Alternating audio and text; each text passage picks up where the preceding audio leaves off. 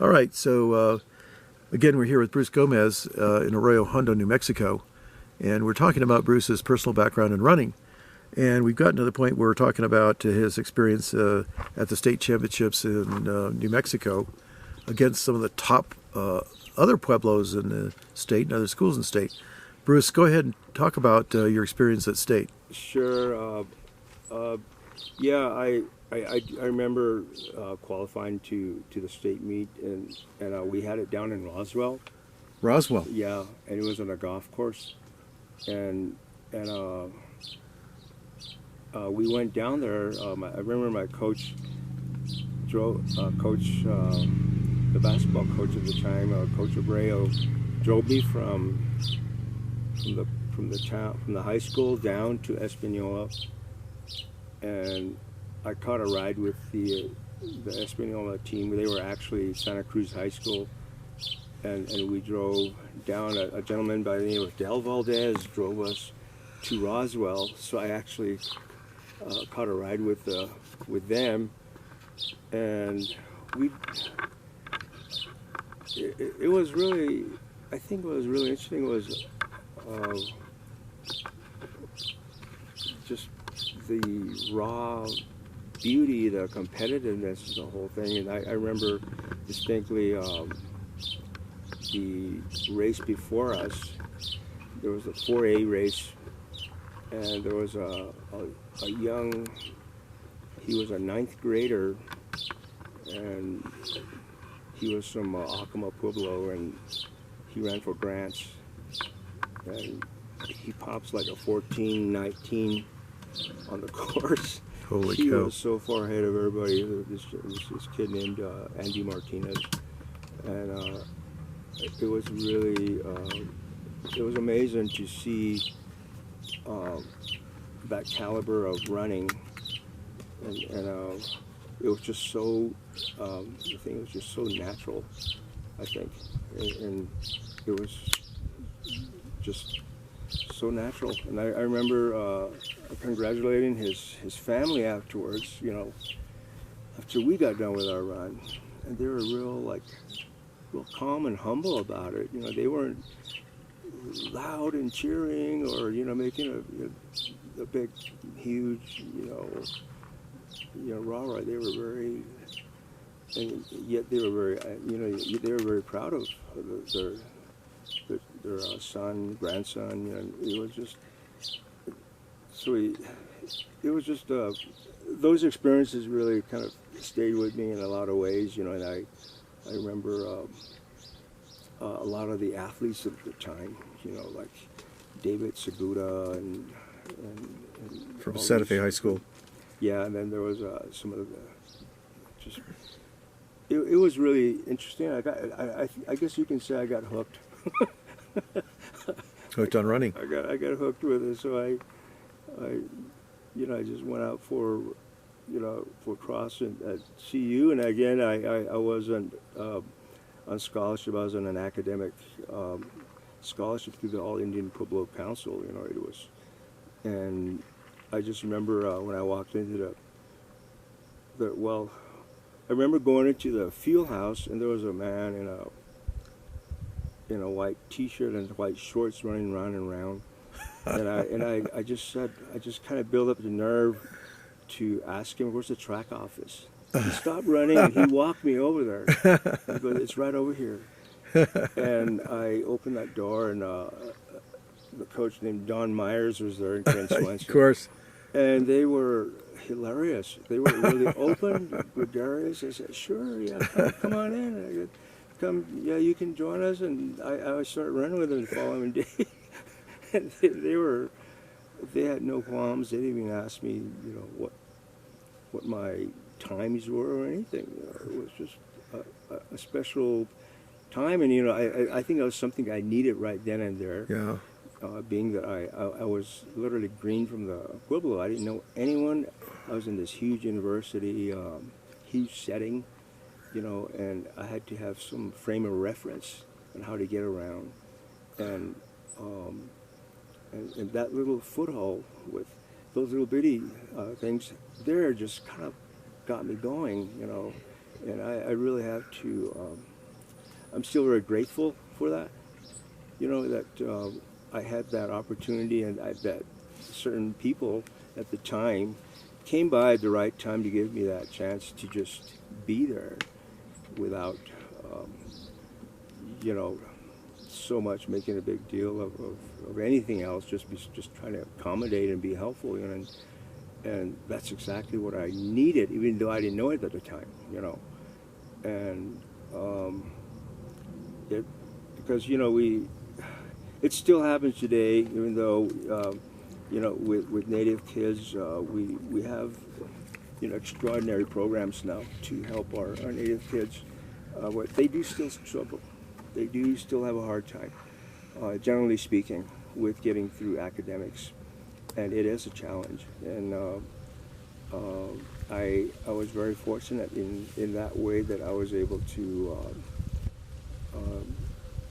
get my degree given the conditions, and it had to be because of the running. And as I got more and more involved, I got to meet some pretty amazing people like you, Rick. I got to start running with Frank Shorter, which was just absolutely like, the Olympic champion, and then the Colorado Track Club, Pablo, and again to work at Shorter Sports, and just the amazing times of the 70s that won't be repeated, Sure. again. And it was so beautiful, it was so raw, and I was just a part of all that, Speaking of Frank Shorter, tell me about your first meeting him here in Taos, and getting to be friends with him and his family over the years. Yeah, I first saw Frank running was at the old junior high track.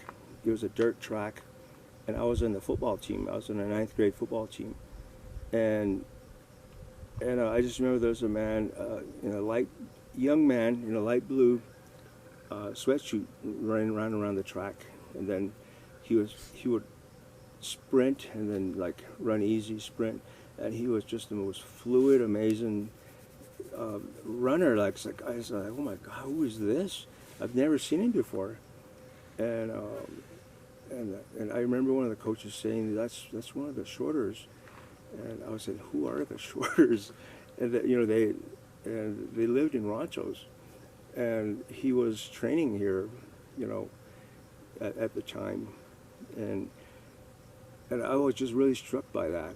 I remember I was playing football, and I played football in 9th grade, and then I remember like a week later, he was back at the track. I was coming out of practice, and I came within 10 feet of him, and he had a mustache, same blue suit, but I just couldn't get the nerve to go up and say hello to him. I was just like, and so I remember walked past him, and then lo and behold, 4 years later, I run into him in Boulder, in the field house, and I told him, hey, I'm from Taos, and we just got to know each other, and he's just turned out to be an amazing, well, he was the Olympic champion at the time, and I had known his family, and it's just like a small world, it was meant to be, and he's just,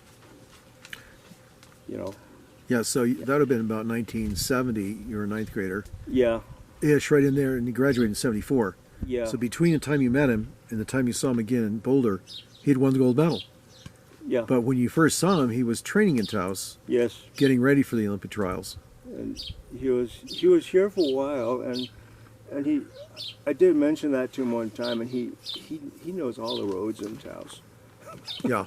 So he was every place he's literally run everywhere in Taos. Yeah, if you're running 120 miles a week, you're gonna get to know the place, right? Yeah, and I just but there's just something about because I was already into running. I love to run. Uh-huh. And I remember one time I just for whatever reason I from our house to the Rio Grande Gorge, it's probably about 11 or 12 miles one way, and then one afternoon on a Sunday I So I'm gonna go run out there and back.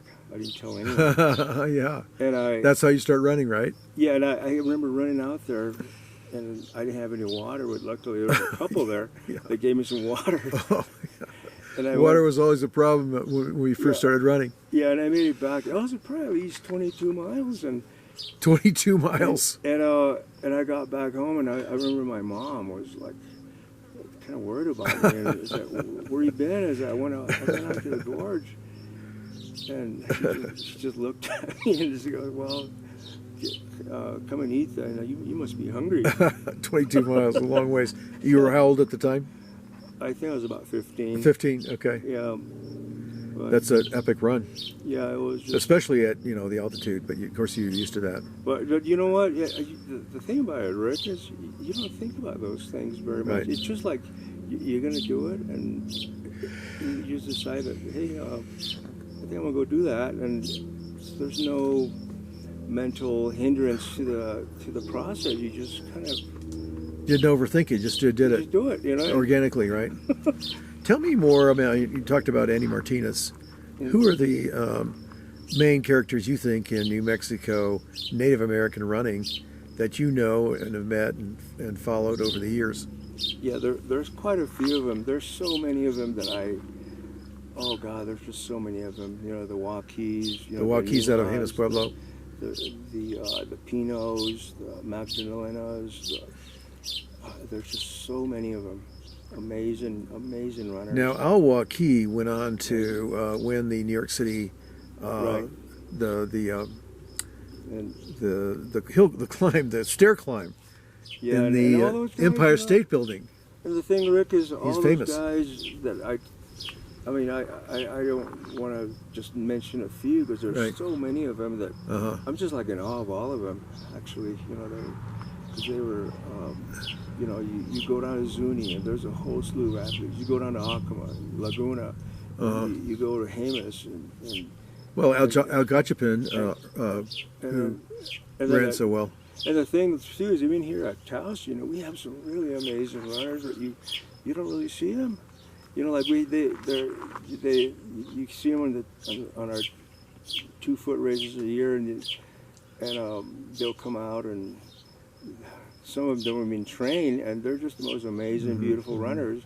And then you don't see them again until the next foot race because they don't, do the competitive thing. It's just like. So the competitive thing is more or less. It's really because I remember this guy from the Pueblo. He would just show up at our cross country meets to help put down the signs and put away everything, and he'd always just be lurking in the trees, and he was just a really quietly supportive. He was an amazing runner. A local guy here in Taos. He was younger than me, but his name was Gilbert, and Gilbert Lujan. Oh, God bless him. And there's so many of them. Like when I was growing up, I remember my late cousin Lawrence was an amazing runner, and my cousin Sammy was really fast. And then I remember Bernard Lujan.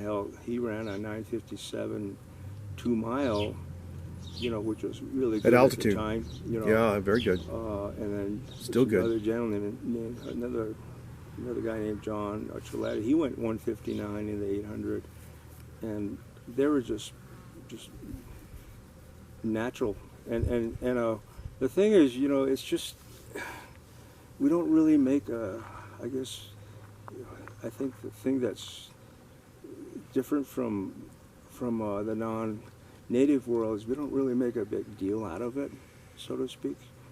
We're really humble about it, and there's the kind of the spiritual, ceremonial side, and that's enough. A lot of times it's just. And speaking of the ceremonial side, I know that the tribes have runs on campus on the Pueblos. Yeah. And they're part of the ritualistic, spiritual, and religious it's a part of just who we are, and it's just really neat to,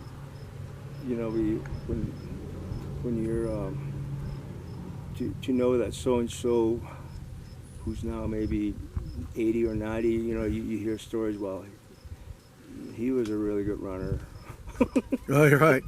Well, I know Steve Like, just like Gotcha. last night when we were Yeah. talking about Jerry, Uncle Jerry, you know, his Yeah. son, Harry, he was an amazing runner for Santa Fe High, you know,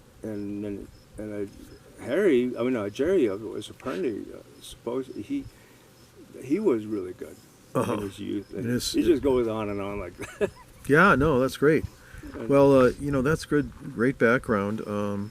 We got some footage here, so let's go ahead and we'll end this session, and then we'll get back together and talk more about your coaching philosophy. So the Sure. next session is going to be about coaching. Yeah. Okay. All right, Bruce. Well, thanks. Thank you.